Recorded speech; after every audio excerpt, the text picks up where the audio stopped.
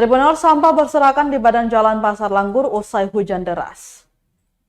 Sampah berserakan di Pasar Langgur, Kabupaten Maluku Tenggara usai turun hujan dengan intensitas tinggi sejak kemarin hingga pagi ini Rabu 4 September 2024.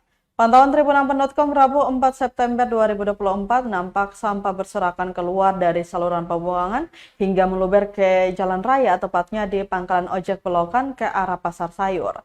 Sampah-sampah yang berserakan tersebut didominasi oleh plastik, kemasan kemasan jajanan, kayu hingga karton bekas. Namun tak terlihat seorang pun berinisiatif untuk membersihkan tumpukan sampah tersebut.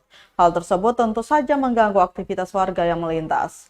Menurutnya, Tribuners, ini sering terjadi terutama saat hujan dengan intensitas tinggi imbas dari tersumbat saluran pembuangan di kawasan tersebut. Sementara Kepala Dinas Lingkungan Hidup dan Kebersihan atau DLHK Malora, Cornelis Retop, saat dihubungi Tribun6.com melalui pesan singkat WhatsApp mengatakan akan segera dibenahi.